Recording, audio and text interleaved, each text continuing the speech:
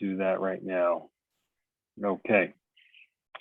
So welcome to all the parents, the grandparents who are joining us tonight.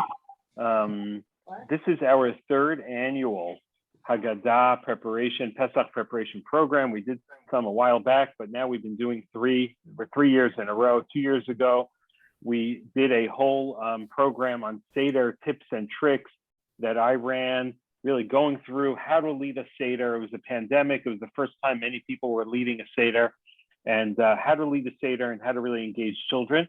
And the link for that, we have that still as a video, and you could watch that between now and next week. And there's a link for that in the email that you received announcing tonight's program. On the bottom, there's a link for that.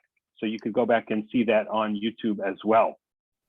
And last year we did this program. We did a Haggadah workshop where we showcased our outstanding faculty and morim and rabbanim of our community, of our school. And everyone shared a short idea about the Haggadah. And this year we're going to do that again with new ideas and new faces.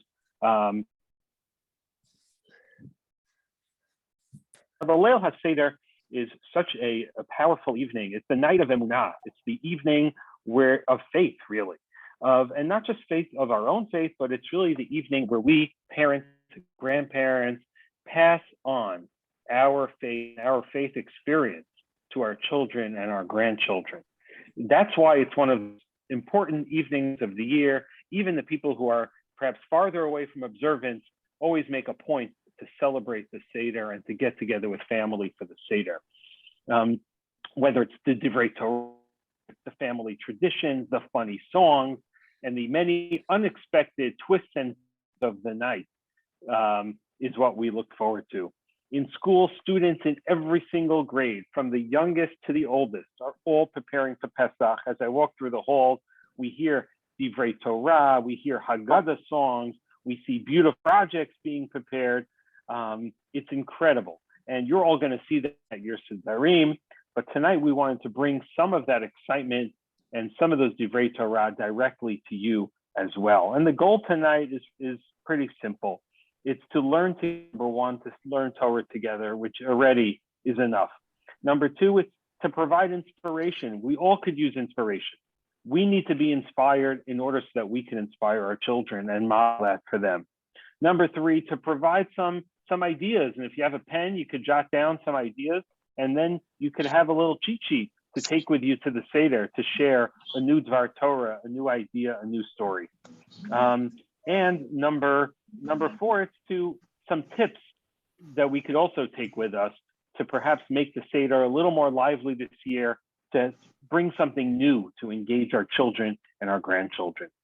I want to extend a huge thank you to our Director of Judaic Studies who joined us last year when he was on his way to Hillel Torah, and now he's, Baruch Hashem, established himself this year as an incredible presence in our school and our community, Rav Natan Brownstein, for tonight's program and for arranging all of our speakers.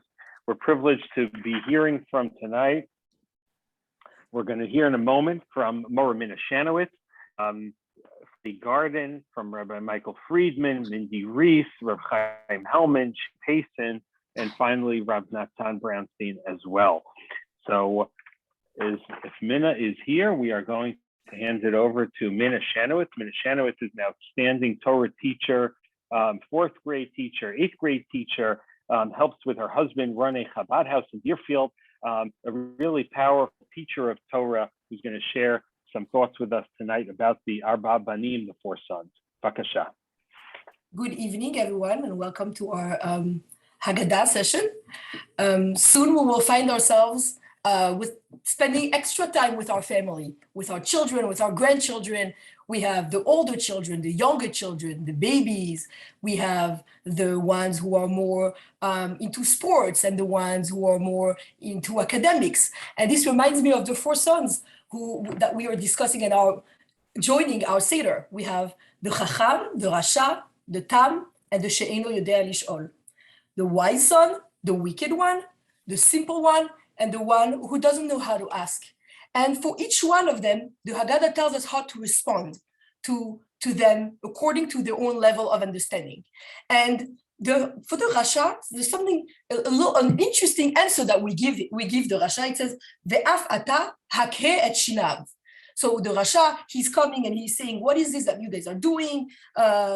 He's excluding himself, he's arrogant, and the way we're supposed to respond to him, to that Rasha, to that wicked person, is by blunting his teeth, or perhaps knocking out his teeth. What kind of answer is that? I'm sure this is not something you would like your children's teachers at Hillel Torah to do, right? So what is that about? So really, there's a deeper explanation of that response to the Rasha that my grandfather Alav Shalom used to say every year, and his yahrzeit is on the first night of the Seder. So it's something that we continue sharing every year. Is that every letter has a numerical value. The numerical value of Rasha, the Resh is 200, the Shin is 300, and the Ayin is 70. The numerical value of Rasha is 570. Ate grapes, so you're eating grapes. And then Shinav, the word Shinav, the teeth that we're supposed to blunt from the Rasha, to remove from the Rasha. The Shin is 300, Nun is 50, Yud is 10, Vav is 6, total of 366. So what we're supposed to do is blunt, look past the Shinav, the teeth, the arrogance, the rebel, right? The child that's mouthing off. If we look past all that, if we remove that from our vision, what we find is we have 204 left. If we remove the numerical value of Shinav 366 from Rasha 570, we have 204, which is the numerical value of Tzaddik. Each child is a Tzaddik. Each person has a part of Hashem in them, a neshama, that makes them a tzaddik. Sometimes there are some kids appear to be more seeking attention, saying provocative things, complaining, arrogant. If we look past that, we blunt that from our view, then we will see the real tzaddik that's in each and every one of our children. The old tzaddikim, for some it's a little harder to see, but that's our job, to look past that, to blunt their teeth and to be able to see past that. So I invite you to see all the beautiful tzaddikim you have around your Pesach table, all the guests and all the children. And I would like to wish you a Pesach kasher v'sameach. Shakal, thank you so much, Mora Mina, for that beautiful insight. I love that idea of really looking deep within each child, and truthfully within each one of us as well, as we head into the Seder. And if you know anyone in Deerfield who needs some help preparing for Pesach or a connection, you can always reach out to Mora Mina. Absolutely. Okay. I am now going to share a thought as well. Give me a moment here. Let me switch the screen. Okay, here we go. So after we tell the story of the Exodus, after we do the Avadim Hayinu and the 4 sons and all of that, we finally get to the part of Dayenu. Dayenu, it's one of the most fun songs of the Seder. Dayenu. I was just singing it today with the kindergarten. We had a great time. What does Dayenu mean? Well, Dayenu is really the introduction. If you think about the arc of the Seder, after we tell the story, it leads us into the Hallel. Right after Dayenu, we have the story, we have the 10 plagues, the Yam Suf, and then we have Dayenu, and that takes us right into the Hallel, where we say thank you. So after we experience the Exodus, we have to show our appreciation. According to Rav Soloveitchik, showing appreciation and saying thank you is actually one of the most important parts of the entire Seder. And that's the purpose of the Seder, is to get to the recognition and realization of showing that appreciation. So if you have Haggadah, you could open up to the Dayenu, and you'll see that Dayenu is really 15 lines. It's 15 lines of Dayenu. And each line is the same pattern. Ilu something, velo something else, Dayenu. Had Hashem only done this for us, and even if he hadn't done that, that would have been enough. And that's the familiar pattern of this poem of Dayenu, which is really dates back over 1,000 years from the time of the Gaonim. But if you look closely at the poem of Dayenu, you'll see that a number of them really, and many of them actually, don't make too much sense. For example, Ilu natalanu et mamonam v'lo karalanu et hayam. Hashem, had you given us some of the wealth of the Egyptians, but had not split the sea for us, that would have been enough. Really? and Hashem not split the sea? Let's remember what happened. The Jewish people were by the Yam Suf. The Egyptian army was right behind them. The sea was right in front of them. They were literally between a rock and a hard place, or worse, they were about to die. So how would it have been enough if God had not split the sea? If God had not split the sea, would all be over? Similarly, we find later on, Ilu shikat tzarenu b'toko, Hashem, had you drowned the Egyptians, our enemies, but the lo sipek tzarchena v'midbar b'imshna. But even if you didn't fill our needs and feed us in the desert, it would have been enough. Really? If you didn't feed us in the desert, how would that have played out? If Hashem didn't sustain us in the desert with man, with the water, how would we have survived? Et cetera, et cetera. Had Hashem brought us to Har Sinai but not given us the Torah, that would have been enough. Where would we be? What would it mean to be Jewish without the Torah? So Dayenu is a very fun and exciting part of the Seder, but it's also kind of a mystery. How could we say Dayenu for all these things? It's a famous question. Many answers have been given. One answer I'd like to share and focus on and kind of work through from there is the answer of the Malbim. The Malbim gives the answer very simple. He says, Dayenu doesn't mean it would have really been enough. Rather, Dayenu lihodot. It's enough to show our appreciation. Meaning, of course, it wouldn't have been enough. And of course, we needed everything. But we are obligated. And what this part of the Haggadah does is it focuses our attention to show appreciation and praise for every step of the redemption.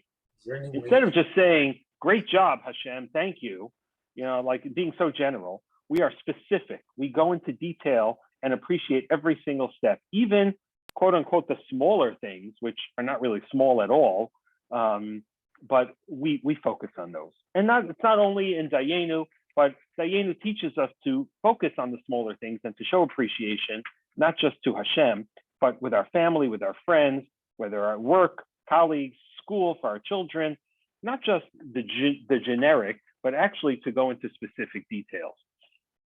In fact, in the Hartman Haggadah, he points out something beautiful, that it's even showing appreciation for the partial and the incomplete things. So often, we sort of expect and demand so much of people that we don't, in the real world, things aren't always so perfect. So to acknowledge and to show appreciation for even the partial good that we have from Hashem and from others as well. Now, we all know gratitude is a very powerful and extensive Jewish value. And it's worth focusing on this Dayenu prayer and building upon this value and idea of gratitude at our Seder with our family. It's been shown that gratitude and cultivating gratitude has been shown to improve mental health in general, especially in these challenging times. Going outside of ourselves, we're getting caught up, a lot of people, with stress and other things. So when we go outside of ourselves, express gratitude to others, whether it's family, friends, or just people in a store, it can help transform our mindset and lower our stress. And it's something that we should be passing on to our children. So some practical ideas. I think I have 6 ideas here of how we can build upon it at our Seder. Number 1, there's a great song that we sing all the time with the younger kids in school called Thank You Hashem. It's a very popular song now. After we get to Dayenu, we could all break into and sing around, even though it's an off script, it's not in the Haggadah, we could sing around of Thank You Hashem. Everyone knows it. Thank you Hashem. And if you don't know it, if you have little kids, they'll know it, and ask them what that is. Thank you Hashem. That's in their own language, right? Let's say thank you to Hashem. Getting a little older, you could have everyone go around and share something that they're thankful for, and say, you know what, maybe focus on the smaller things, not just to say thank you for being alive, but try to pick something like a detail in their lives, and that's what the Dayenu is. It's focusing on something smaller, on a more of a detail. If you want to go even deeper, there's a beautiful Haggadah from Erica Brown, who's also a Hillel Torah grandparent, actually. And we have, look at that, that's right. Mechutin has it. Beautiful Haggadah. And Erica Brown has some other beautiful ideas I want to share. And she says that you can share an appreciation in a pattern of Dayenu. Say, had it only been this, and even if it hadn't been that, I would have also been appreciative if kids are on that level. You could go around the table and have everyone share something about the person next to them. Everyone has to say something that they appreciate about the person on their right or the person on their left. You could also share a difficult challenge. which is so many of the aspects of Dayenu work through challenges that the Jewish people had in the Exodus, and how in the end it turned out to be positive. So we could, again, this is maybe something a little bit more for adults, but maybe even middle school kids, something where they thought it was a real challenge at the time. It was very hard, but in the end, it turned out to be for the best. That's a pretty deep level, but I think a lot of middle school kids and older can really do that.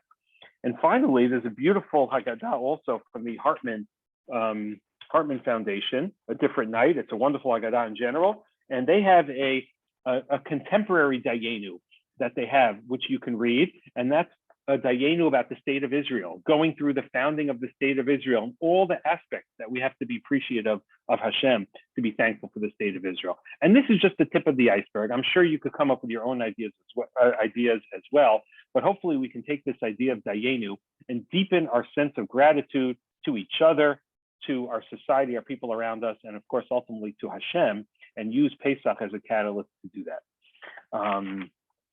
Okay. I now want to invite one of our incredible Morot, Tali Garden, to share a thought with us about Avadim Hayinu. Tali is our 7th grade Mora, teaches really 6th, 7th, and 8th grade. Really a well-loved teacher and such a knowledgeable Torah teacher as well. And it's an honor to have you joining us, Tali. Thanks. Okay, so I wanted to share with our Torah a thought about Avadim Hayinu. So back to the beginning of Magid, when we read through Avadim Hayinu, and we say a really interesting line. We say that basically, if Hashem hadn't taken us out of Mitzrayim, Ilu lo hotzia Kadosh Baruch Hu et avotenu miMitzrayim, anu ubanenu ubnei banenu, us and our children and our grandchildren, Hayinu mushubadim leparo, we still would have been slaves to Paro, which is a weird line to say because not really in like the, natural course of history, because we know just learning history that all the ancient empires, civilizations, they're not around anymore. They've all fallen. The Egyptians, the Byzantine Empire, the Roman Empire, they're not around. So even taking everything that happened with the Jews and Yetziat Mitzrayim and Hashem doing everything for us out of the picture, probably still Bnei Israel, the Jews, us, we would not still be slaves to a pharaoh in Egypt. So the question is what does that line really mean? So I obviously gravitated to talking about this because I'm in 7th grade Bamidbar, which is about Bnei Israel traveling through the desert. And we talk about it all the time, how they had something called a slave mentality, where even though actually Hashem took them out of Mitzrayim and did the 10 makot for them and did create Yamsuf for them and did these open miracles that, if we would see them, we'd be like, yeah, God, you're number one. We all believe in you. And they saw all that. They still had this problem, this brokenness inside of them in their psyche, that they felt like everything that went wrong, they automatically were just oh no. And there was chaos and mayhem and panic. And they were constantly complaining throughout the midbar. They complain when they don't have water every time. They complain when they don't have food. They complain when Hashem punishes them. And they're constantly complaining. And my students are always saying they're just always complaining. And I still have to explain to them how they're on a high level and we can't really, compare ourselves to them. But I talk about that they had this slave mentality. And that's kind of going back to this line in Avadim Hayinu, that especially if Hashem wouldn't have taken us out, we would never have broken free of the slave mentality. And we always would have felt either possibly indebted to the Paro that freed us or to the other emperor that came to free us. And we would never have been able to broken free and completely become an Am Hashem, devoted to Hashem, like we were able to eventually once Hashem took us out and we went through all the trials and tribulations that Bnei Israel went through in the Midbar. So I want to kind of connect it to our lives where, sometimes we can feel not like we're slaves, but we're trapped a little bit, because if we don't, let Hashem enter our lives, and we don't have Hashem doing open miracles for us, like the Makot and Kriyat Yamsuf. And I always tell my students, if you saw that, you would never have any questions in your belief. And they agree, but unfortunately we don't have that. but it's our job in our lives to try to find God in our lives. And the first thing that I thought of, which I know I don't want to talk so much about COVID, but was when the COVID vaccine came out, and it was just like amazing. It's going to be great. It's going to bring us back hopefully to normalcy. People are not going to get sick, and it's just going to, it's thank God that this was able to, work. And it's something to remember that, like, is it from only the scientists and the researchers and the doctors? I mean, obviously they did a lot for it, but we also have to remember, like, Hashem brought it to us. And whenever we're going through hard times in life, to try to put Hashem and God into our lives, and then we won't feel that like trapped hopelessness, because we know that we have Hashem there guiding everything behind the scenes. So that's just the message I wanted to bring, that during the Seder, there's so much time to talk about where we can find God in our lives, where we can try to look for him more in our lives, and have the kids, even younger kids, especially middle school kids, really try to bring like specific examples to their lives where, we're not just talking about what B'nai Shul went through a long time ago, but in your own life, where you can find that Hashem has helped you, and, just try to bring that to the forefront. So wishing everybody a Chag Sameach.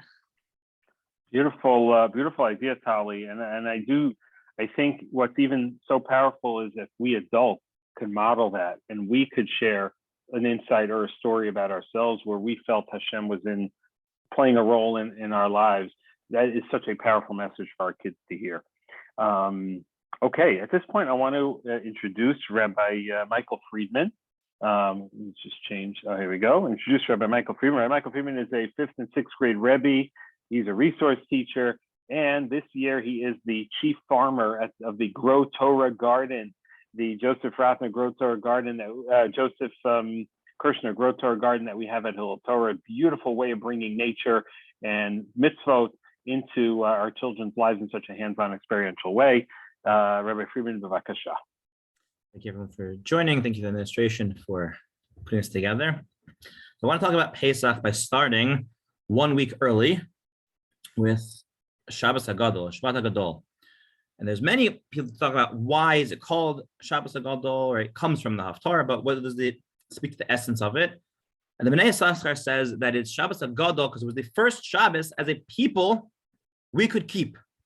Because prior to that, we were a different identity. We were Bnei Adam, we were Bnei Noach, we can call ourselves Bnei Avram, Yitzchak, but we didn't have that term.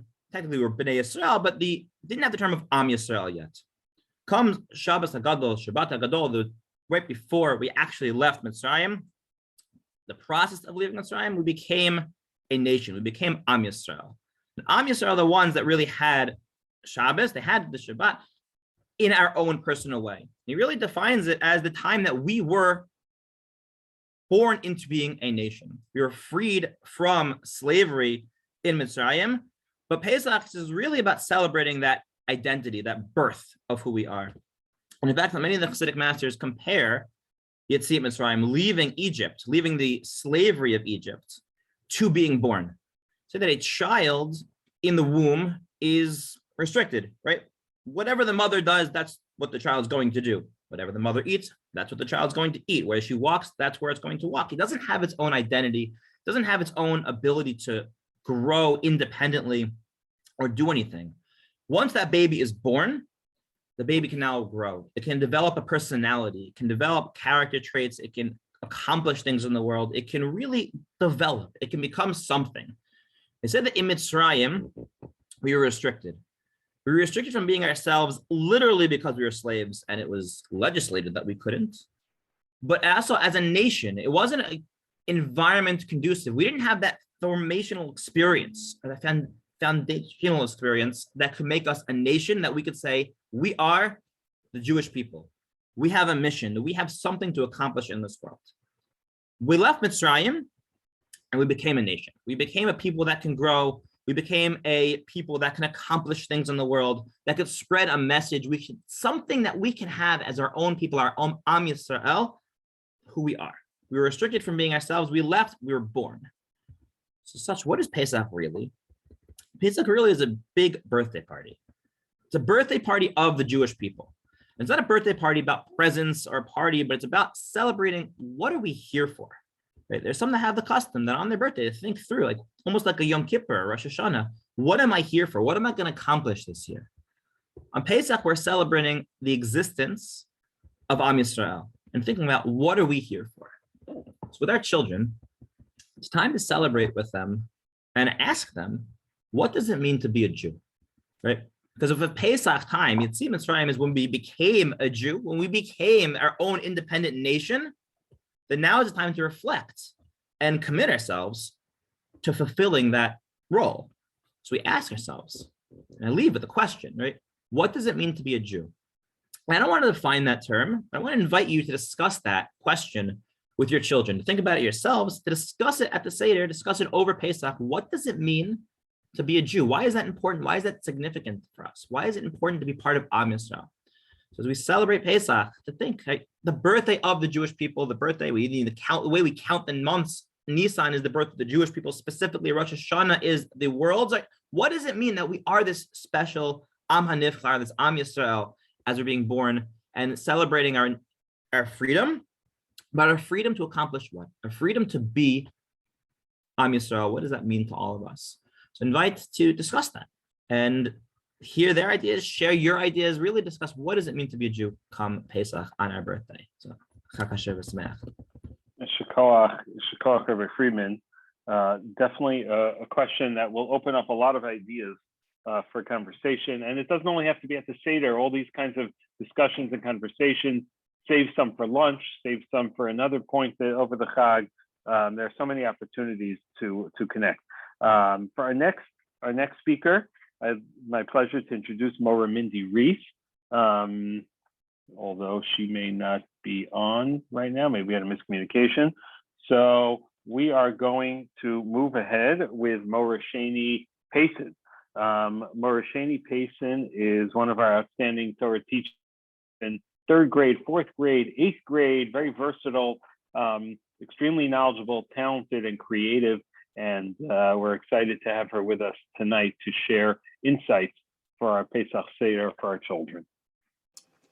Thank you, Rabbi Linzer. So I'm going to confuse everybody a little bit, and I'm going to talk for a second about Hanukkah. When I was younger, one of my older siblings asked me this question. It's obviously a trick question. The question is, if Esther, the question is first about Purim. If Esther had to hide her Jewish identity when she was in the palace of Ahasuerus, how was she able to light the Hanukkah menorah in the window? Because then everyone would see that she was Jewish. And obviously it's a trick because the Hanukkah only happened after the story of Purim. But Pesach did happen before Purim, and Esther did have to keep Pesach. So what did she do? And actually, Esther fasted on Pesach, and she actually had all the Jewish people fast. That was the 3-day fast that she asked Mordechai and all the Jews to keep before she went to go to the king. So that Pesach in Persia, the Jewish people fasted instead of having a Seder. So some rabbis say that on the second night of the Seder, during Shulchan Orech, we should somehow commemorate the feast that Esther had with Achashverosh and Haman, because it was at that feast that Haman was hanged. So we could ask why we need to be thinking about Purim on Pesach. Pesach is an incredibly miraculous holiday. We had the 10 Makot, and we had more miracles by the sea. Why are we remembering Purim, especially the fact that the story of Purim happened in a natural way? Esther happened to be in the right place at the right time, have connections with the right people, and the miracle worked out.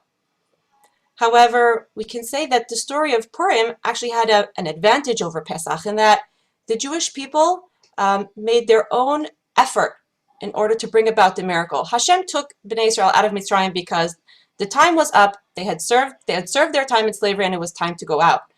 When it came to Purim, however, there was some service that they did. There was some reconnection to Hashem. The Megillah says, they reaccepted what they had already been working on, which was their connection to Hashem and the Torah. That's why Purim kind of has an advantage over Pesach, and we can commemorate a Purim feast at the Seder during Shulchan Orech. When we think about the Geulah La'atid, when Mashiach will come, it will combine both the advantages of the freedom from Mitzrayim and the miracle that happened of Purim.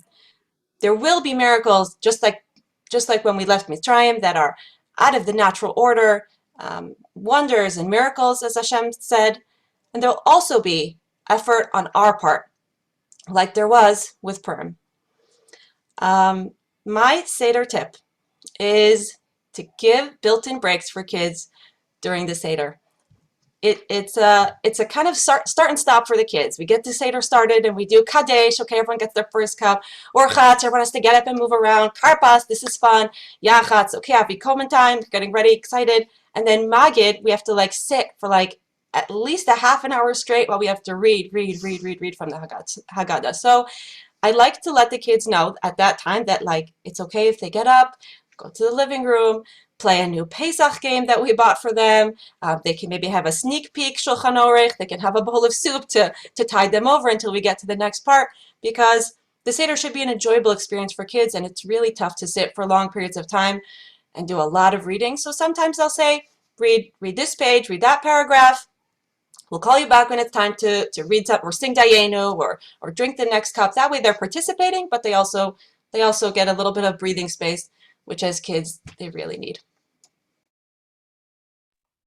Beautiful, Shani. The question is, do the adults also get breaks, or is it only for the kids? Just 4 cups of wine to tide you over for the night. Okay, sounds good. Thank you so much, Mora Shani. And for our next Dvar Torah, I want to introduce Rav Hellman. Rav Chaim Hellman and his wife Lior are here in Skokie Shlichim from Eretz Yisrael, bringing the Torah of Eretz Yisrael and the connection with Am Yisrael and Eretz Yisrael to us. And Rav Hellman is a Torah teacher, Ivrit teacher, and is really preparing all our students for Chidon Tanakh. We have 11 students or 12 students, I believe, traveling to New York for the National Bible Competition coming up in a couple of months. So we're really happy that you're here, Rav Chaim, to share with us some Divrei Torah. Okay, so I want to start with 2 simple questions, and I would love to get your answers. You can chat it. The first question is going to be, if you would go to Paro, okay, before Aseret HaMakot, okay, just before we started, and you are going to ask him, okay, Paro, how many Makot are you expecting, or you're going to get? What is going to be his answer? You can chat it, if you know. Okay, so I'm going to ask another question. Let's make it easier. If you would go to Moshe and ask him, Moshe, how many makot are you going to give to Paro? What is going to be the answer? Okay, Moramina, you were close. Not enough. Okay, so I thought I know the answer, and then I realized B'Shabbat I don't know the answer. Okay, I don't know not about Paro, not about Moshe. So I checked in the Chumash. I actually read a few pakim, and then I realized that the first time that basically Paro did not know ever, okay? And Moshe, just before Makat Bechorot, Hashem told him, you know what, this is gonna be the last Makat. He didn't know before. So, and then I came to a feeling or a thought to myself, wait, we know so many stories from kindergarten, Gan Yeladim, from Kita Aleph, different classes. We know the stories, okay? But since we know everything, we know the evidence, we know what happens, and sometimes maybe we just stay on the surface level and we don't take it for one more step that we can ask ourselves. That was my feeling. I think it's also about the entire Tanakh. I mean, we sort of know the stories, and the Tanakh also sort of helping because the Tanakh tells the story and sort of doesn't say the emotions behind the stories. Okay, you go to Akedat Yitzchak, if you don't read the Midrashim, there is no emotions at all. Okay, all the entire story of Mitzrayim, there is no emotions. It's like evidence that we know from kindergarten, and we sort of go with it. So I thought, how can I make it to something like more alive, to make it something that will be more connected to us and to our kids? So one of the things I'm going to share my screen. one of the things that I did, I made a newspaper. Okay?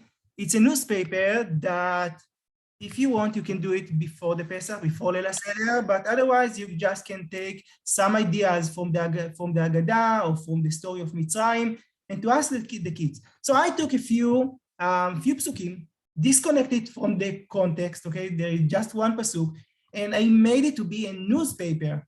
Now, the idea behind this that during the Seder, you can ask the kids to be the reporter. So this is the title, this is what happened. You can do it in Ivrit, Anglit, whatever you feel better. For me, it was for sure in Hebrew. And I just took it from a different makot. Let's take one example, okay? פרעה אמר למשה ואהרון, פרעה said to Moshe ואהרון, לכו זבחו לאלוהיכם בארץ, go and sacrifice in ארץ מצרים. And there is no connection. I took it out of connection. I don't even remember which Makkah is this one specifically, but the idea is let the kids, okay, I will do it to my kids. You guys, okay, describe what is going to be, you see it on your newspaper, okay? You read the newspaper in Mitzrayim. What is going to be your emotion? What do you feel about it? Or let's say, Hashem Omer LeMoshe, עוד נגע אחד, it's going to be just one more Makkah. And the Jewish people know about it. So they know, and they really think about the newspaper that you hold in your hand and you just read, wow, it's going to be, we are out of Mitzrayim, it's coming, okay? It's not stories anymore. So I think this is one of the pieces that we need to work with our kids or with everyone in the Seder to put the emotion, okay, about the Haggadah, to push the emotions about the Makot, what the people feel, okay? You can take it from the Mitzrim, from the Egyptian side, you can take it from the Jewish people side, okay? Some of them, you know, if they just want to went out of Mitzrayim, and guess what? Makat Dam came, nothing happened. Makat Sfardea, nothing happened. So what do you feel about it? Wait, maybe it's not working. Or you can take it from Paro's side. What is going on? Okay, so this is one idea. The other idea is to ask the kids to make a conversation between them. You are two Jewish people, you are two Egyptians, or one and one, whatever you want. Okay, make a conversation. How do you feel? What can you share about the Makkah? Not only evidence. Try to put the emotions or what happened behind the scenes. I believe the Seder might be more interesting to us and to our kids. And Chag Sameach. Shekach Rav Chaim, I love that idea of not only telling the story, but trying to relive the emotions and getting the kids to use their imagination, you know, to do that. And the adults too. Beautiful idea. I think I want to try to do that myself this Pesach. For our next Torah, we actually have a special guest. A very, very special treat. This is Tamar Friedman. So Ms. Tamar Friedman has been our Judaic Studies Director for many, many years until just this year where she retired and handed over the reins to Rav Natan, and she's still, Baruch Hashem, helping us in the school and mentoring teachers and working with children. And Mara Friedman is one of the most outstanding Torah teachers that we've had at Hillel Torah in many years, and it's a privilege to ask her to share some insights for Pesach with us. Hi, everyone. So nice to come to a gathering of Hillel Torah. I feel so at home. Remember last year, the same event, and we had Natan came last year and introduced himself. It was so nice. And Baruch Hashem, the chain of Torah is at Hillel Torah is going strongly, and our school is in good hands. Baruch Hashem. Look at the teachers we have here, the administrators. We're very blessed. I wanted to focus on one point in the Haggadah. We start the Magid with a very strange story about Rabbi Eliezer, Rabbi Yoshua, Rabbi Elazar ben Azariah, Rabbi Akiva, Rabbi Tarfon, all the Gedolim, all these big names that you've heard. Anybody who learned Torah Sheba'al Peh heard those names. Shayu Mesubim b'Bnei Brak. They were sitting and learning, doing the Seder in Bnei Brak. והיו מספרים ביציאת מצרים כל אותו לילה. And עד שבאו תלמידים, the students had to come and remind them that it's Shacharit and it's time to finish. And then we have a very interesting statement from Rabbi Elazar ben Azariah. Rabbi Elazar ben Azariah said, הרי אני כבן 70 שנה, I am as if I am 70 years old, like I'm 70 years old, כבן 70 שנה, ולא זכיתי שתאמר יציאת מצרים בלילות, and I never had a source to learn how to say יציאת מצרים at night. We know that we have to say Yetziat Mitzrayim every day, but a source to say Yetziat Mitzrayim in the night is something that Rabbi Elazar says he didn't know until that night of Seder, Ad Shedrasha Ben Zoma.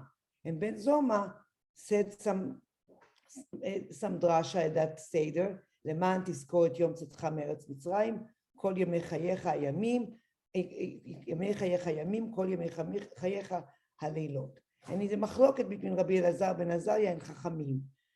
Who disagreed that it includes the Leilot, but that was the psak of Rabbi Elazar ben Azariah. Who is Rabbi Elazar ben Azariah as a lesson for us as parents and as grandparents? Rabbi Elazar ben Azariah, the Talmud tells us that number one, Rabbi Elazar ben Azariah was such a huge Talmid Chacham. He knew Kol HaTorah Kula. He was a brilliant young man to the point that when they ousted the Nasi, Rabban Gamliel, from becoming the Nasi, and they were looking for somebody to replace him, of all the Gdolim whose name you just heard, they chose the youngest of all of them. That was Rabbi Elazar ben Azariah, who was, depending on the opinion in the Talmud, Yerushalmi or Bavli, he was either 18 years old or 16 years old. And they offered him to be the new leader, the new Nasi. And Nasi doesn't only mean to rule over the Sanhedrin or over Klal Israel, but also to represent the Jewish people to the authorities and to other, the nations that ruled Am Israel at that time. And he said, I'm not going to take the job until the Gemara tells us, I'm not going to take the job until I consult my wife, very smart. And he came to his wife, and his wife says to him, you hardly have a beard, and the little beard that you have is black. How could you be the Nasi of all these Gdolim Chachamim with big white beards and so much Torah? I don't see how that could happen. So HaKadosh Baruch Hu Mishamayim turned all of us learned that little Haggadah, turned some 18 hairs of his beard, turned white, and he got a little bit of the dignity and the appearance of a more mature Talmid Chacham. That's number one. It was a great big Talmid Chacham with great authority. He was also a fabulously wealthy man. The Gemara tells the story of how much he had to bring Maser Be'emah, and if you calculate it, it was like you realize that his wealth was in millions. If you convert the zuzim to dollars of today, you could see that his yearly income was tremendous wealth. And the last thing that the Gemara says about Rabbi Elazar ben Azariah, that he could speak 70 languages, he was very articulate, eloquent, and he could address any person in any language fluently and flawlessly. So that Rabbi Elazar ben Azariah, what does he tell us? Arei ani keben 70 shana, and I wasn't zoche an ad shedrasha ben Zoma. Who was Ben Zoma? Chazal say that the reason he's called Ben Zoma is because he wasn't a successful Talmid Chacham. He's called only, we don't even know his name, we only know his father's name, Ben Zoma. Ben Zoma was always learning with the Chachamim. He's always sitting in the yeshiva, listening to them and gleaning from them, but he didn't have much of his own ideas. And here, Rabbi Elazar ben Azariah took some of the words that Ben Zoma during the Seder uttered, whether he was eloquent to say it or not, and he took those few words of Ben Zoma and he glorified them, and he said, this is the source that we need to say to learn Yetziat Mitzrayim Baleilot.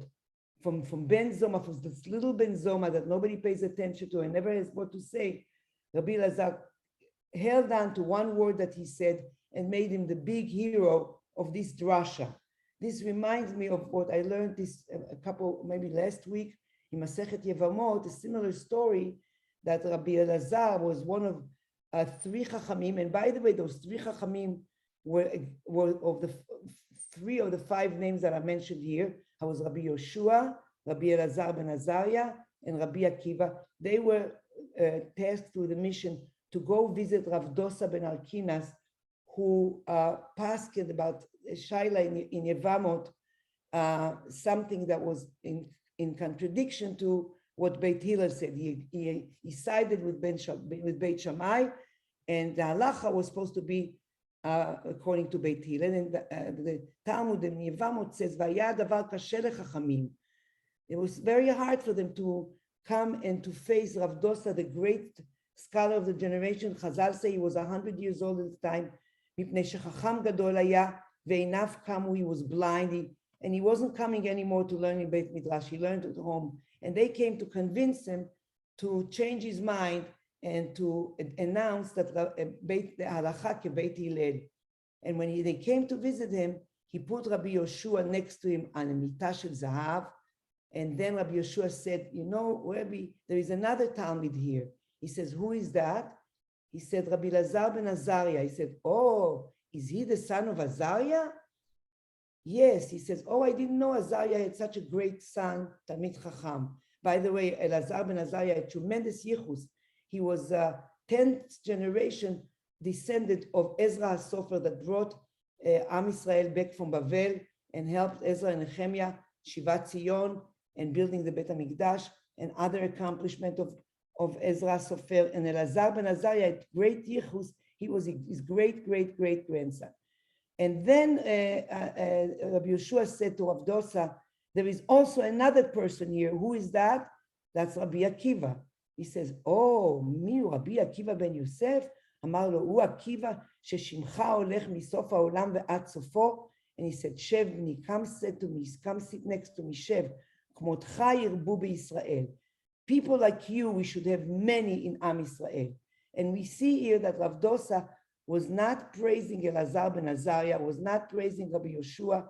He held on to Rabbi Akiva and he praised him, and he says, like you, people like you, we need in Am Yisrael. Why? Because if we remember, Rabbi Akiva had such humble beginnings. He was a girl. He started learning Torah at the age of 40, and with own motivation and great effort, he became a gadol. And that's what Rav Dosa is saying here when the three of them come to visit him.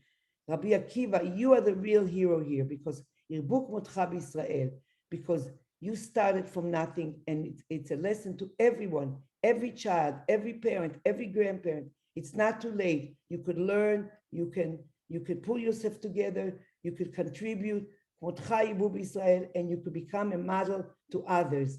And this is exactly what Rabbi Lazar ben Azariah is saying here about Ben Zoma. The same lesson that he heard from Rav Dosa in Yevamot, he's saying here in Haggadah Shel Pesach, that Ben Zoma, even though he is humble, maybe he's not the greatest Talmid Chacham, maybe he doesn't have the greatest yichus, maybe he's not the richest guy in the community, maybe he doesn't have the biggest voice in the community, but Kmotcha Yirbu b'Yisrael. These are the kinds of people that we need in our people. The Amcha Israel, everybody can do, everybody can contribute. Even Ben Zoma can contribute. And that is the lesson of the Haggadah. Let's bring all our kids to the table. Let's give all of them an opportunity to share and to become Kmotcha Yirbu b'Yisrael, become like Ben Zoma, like Rabbi Akiva, and like the great Elazar ben Azariah. Yeshikol, Mrs. Friedman, thank you so much. Wow, so inspiring for all of us, all ages. That message holds true.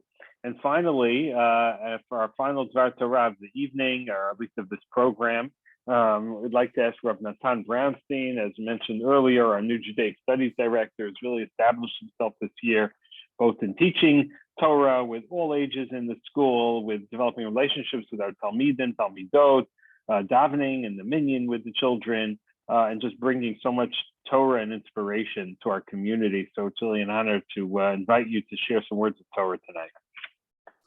All right, thank you, Rabbi Linzer. Good evening, everyone. This will be the last of the evening, so hopefully we can end off with a bang. I want to focus on Hallel. Hallel, we see all the time, see on every Yom Tov. On Pesach alone, we're going to say it like 10 times, especially in America. And Hallel Seder night is not like any other Hallel of the rest of the year. In fact, every time we say Hallel, we're usually commemorating an event or a special day. Hallel on Rosh Chodesh. Rosh Chodesh is a significant day on the calendar. We say Hallel. Hallel on all the Yomim Tovim during the day after Shacharit. It's an important day. We say Hallel. And yet the only time that we say Hallel in this unique way, not in the morning, not on a Yom Tov, Pesach night. It's so different. It's sitting down. It's not all the same parts of the normal Hallel. We add a lot of other things. It's broken up into 2 parts. What is this Hallel on Seder night? Why do we even say Hallel on Seder night? And how is it different than all the other Hallels that we say the rest of the year? And so I want to share with you something that for me is, I saw this year and is so inspiring. And I think that it can not only help us understand what's going on Saturday night as a whole, but what's going on in that Hallel moments. Ready? Okay. So normally we say Hallel to commemorate an event, but there's another kind of Hallel that we in our lives don't get to say very often. And that's a Hallel when I experience a miracle myself. In theory, if something happens to me, a life-saving miracle, something that happened that was really tremendous, I'm allowed to myself just get up and say Hallel. And that's what Seder night is. Seder night isn't, I'm reliving, I'm remembering something that happened in the past. I'm commemorating something of old that happened. Pesach night is I myself just sat through the slavery, and I myself just sat through and walked through freedom. And now I'm motivated personally to say Hallel for what I just experienced. It's totally different. It's not the formal standing with a bracha in a certain place. It's random. It's sitting down. It's in a totally different context because we ourselves just experienced a miracle, and therefore we ourselves are going to say Hallel. And first of all, on a basic level, what that means Seder night, we always say that we're re-experiencing leaving Mitzrayim. I think this takes that to a whole level of depth beyond that, which is that we should really be saying to ourselves, I am so amazed and filled with wonder about what just happened to me, that now I have to say Hallel. I must say Hallel. I must thank Hashem because it just was an experience that I had. But I think this is even a message for our lives. This is something that you could do at your Seder, which is to realize that if we open our eyes a little bit and we pay attention to the moments in our lives, what we want to strive to have is moments where we ourselves feel like that was so amazing. I'm so appreciative. I have to say thank you. I must. I don't have a choice because of what I just experienced and how appreciative I am for that moment. And so I bless us all that really on Seder night, we really fully with our children and wherever is in our Seder, feel like we've experienced it ourselves. And we're filled with so much gratitude that we have no choice but to say Hallel, not the Hallel of old, of commemoration, but the Hallel of I just experienced in the here and now. And I want to thank Hashem. And to go around maybe and think of moments, small or big, in our recent memory or this year, where we are so thankful and we must say Hallel to Hashem. Chag Sameach, everyone. Shakach, Rav Natan, in the spirit of saying thank you, just as we're ending the program, to really opportunity to say thank you to all of our presenters tonight, all of our Rebbeim and Morot who are joining us for this for tonight's program, and really to all of you, all our parents and grandparents who are joining us for tonight, and for all your support and your partnership for the work we do here at Hillel Torah to try to educate together and inspire together the next generation of Jewish children and Jewish leaders. Wishing everyone a Chag Kasher v'Sameach, an inspiring Yom Tov where we could experience, as Rav Natan said, Yetziat Mitzrayim, experience a taste of additional layer of freedom in our lives, an additional layer of getting close to Hashem, as many people spoke about, and we could take these ideas with us into the coming months ahead. So Chag Sameach, everyone, and thank you. Chag Sameach. Chag Sameach.